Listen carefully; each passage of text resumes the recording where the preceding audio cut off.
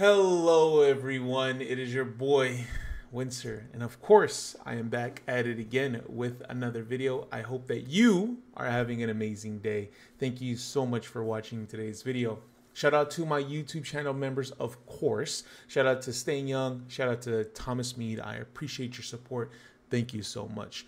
If you guys are interested in being channel members, let me tell you a little bit about it. You guys get a full shout out on every single full video that I drop. You guys get early videos, and you guys get to decide on what type of content that does drop. I do make a members only poll pretty often. That way I could gauge what you guys are interested in, and I can make that type of content. So please consider. Also, if you haven't done it, I don't know why not. You guys should be subscribed to this channel, and please be sure to hit the notification bell, of course, so you could go ahead and stay up to date with all the content that does drop.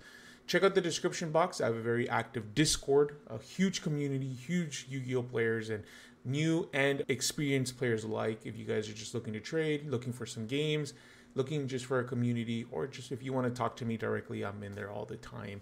I have a very active TikTok, Twitter, and Twitch. Be sure to follow me on those platforms. The new Yu-Gi-Oh set, Rage of the Abyss. The sneak peek is happening this weekend. It's going to be October 4th, I think, through the 6th. Let's talk about the top 5 best cards that are coming out in the set that you guys should be looking out for. So before we jump into the top 5 best cards in Rage of the Abyss, we're going to be talking about some honorable mentions. We got 2 cards, Mimigo Throne and Giant Mimigo, one of which is splashable. The other one's a little bit more restrictive because they need 2 level 1 Mimigo monsters, and whereas Giant needs just 2 level 1 monsters. But these cards are great support for the archetype. Splashable a little bit, and they have some great effects that we'll go over briefly. Now, the good thing about it is that Mimigo here in the TCG, I don't know if it's still an exclusive, but it's a really hype set. Everyone is looking for these cards. And Dungeon, the spell card, the second most important behind Master, is still a pretty expensive card. So these cards are at least going to be great trade fodder at your sneak peek. But let's go ahead and go over the effects very briefly. Throne, 2 level 1 Mimigo monsters. You detach 1 card from this card and then special summon 1 Mimigo Master from your hand, deck, or graveyard. Great effect to bring the most important card to the field.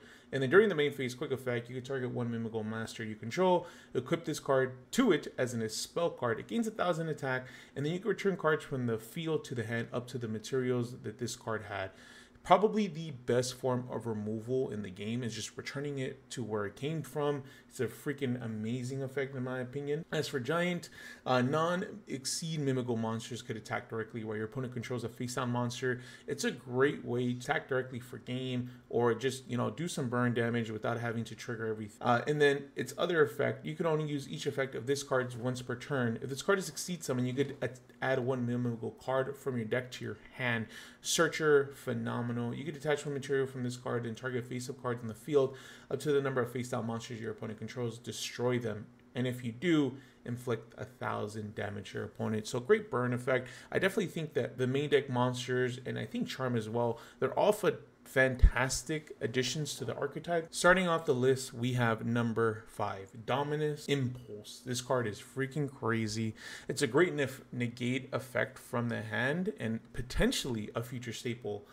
The reason being is because this effect is absolutely crazy. If your opponent controls a card, you could activate this card from your hand. When a card or effect is activated that includes effect that special summons a monster, freaking insane. Negate that effect, and if you have a trap card in your graveyard, destroy that card. If you activated this card from your hand, you cannot activate the effects of light, earth, and wind monsters for the rest of this duel. You can only activate this effect once per turn.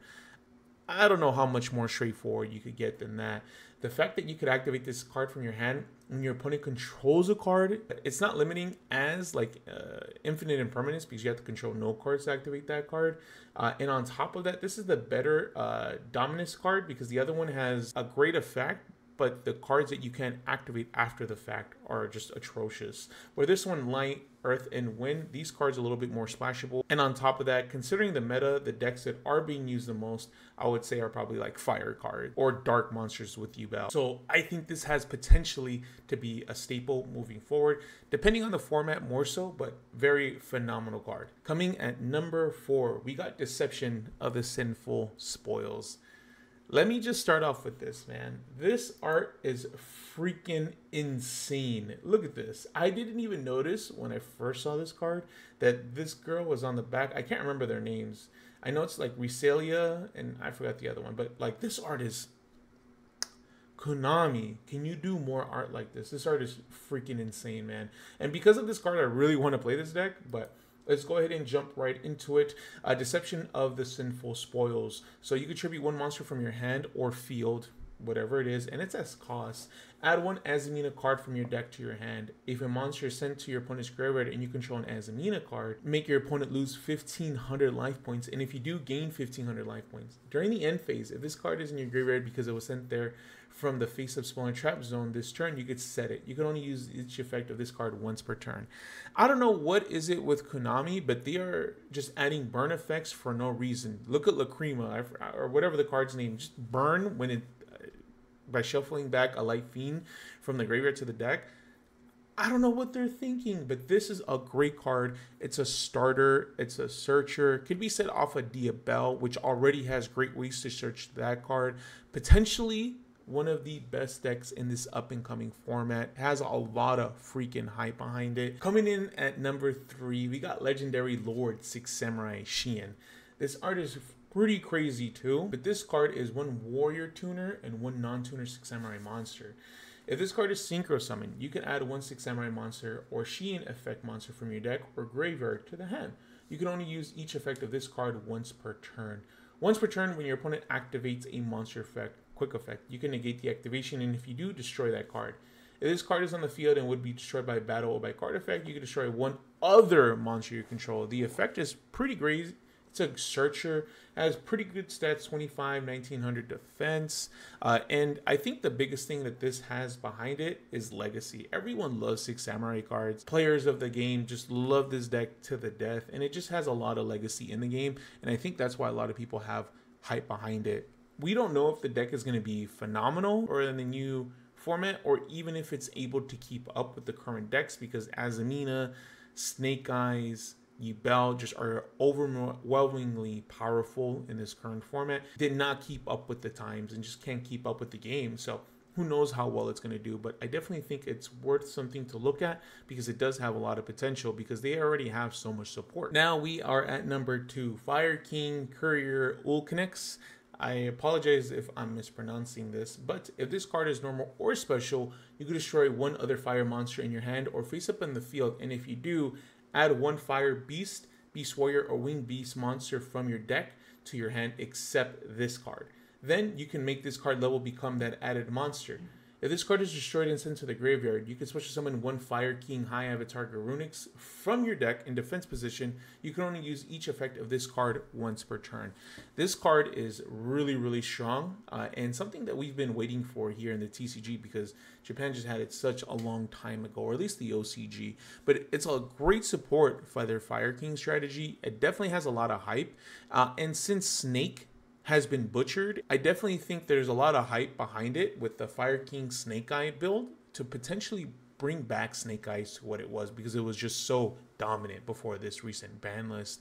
And a lot of people are thinking that this could potentially bring it back and just make that deck even much more consistent, especially since it lost so much consistency. Coming in at number 1, to no one's surprise, is Melchami for Walos. This card's effect is if you control no cards, quick effect, you could discard this card. Apply these effects this turn. Each time your opponent special summons a monster from your deck and or extra deck, immediately draw one card. Once during the end phase, if the number of cards in your hand is more than the number of cards your opponent controls plus 6, you must randomly shuffle cards from your hand into the deck so the number in your hand equals the number of opponent controls plus 6. You can only activate one other Melchami monster effect the turn you activate this effect. This is the closest thing that we're going to get to Max C. This is also going to be a replacement to Melchami Perilia, which Melchami Perilia already, only when it has somewhat of a restrictive effect when they special summon from the hand, turn stops the opponent. This is a lot more applicable effect in the current format, and its effect is going to be applicable considering the format. But I don't think anytime in the future Yu-Gi-Oh! Is going to stop from special summoning from the extra deck and or deck anytime soon. This card is super powerful, by far game breaking. And like I mentioned, the TCG has been wanting something resembling Maxx C, and now we got it. Hopefully you guys are happy. This card is going to be the most sought after card. Already, like, pre-sale prices are astronomical. They're like in the 80s to 100 card, which is insane. And imagine how the QCRs are going to be. This card is definitely going to change, and if in the future, if it ever get hits, we got Parelia right there, and that card can do damage even in this type of format where, yes, we special summon from the deck a lot and extra deck, but not as often as hand. Well guys, that is going to be it for today's video. Hopefully this video did help you out with your sneak peek. There's a lot of cards in this set, and I definitely think it's a very good set, especially since we're getting that new Mail Chummy card. But overall, great set in my opinion. Now, I want to get your guys' thoughts and concerns. What are your top 5s in this set? Let me know in the comment section below. Did I miss any cards? Are you guys excited for this new set? I personally am. But let me know everything in the comment section below. And I'm pretty sure you guys are wondering, why is there a new background? I recently moved. That was the new announcement. You guys will be getting a video, a little bit of an update, and maybe a little bit more deeper dive into my personal life. Keep your eyes out open for that. Hopefully you guys enjoyed today's video. Thank you much for watching. My name is Wincer, and you guys have a fantastic rest of your day. Peace out, guys.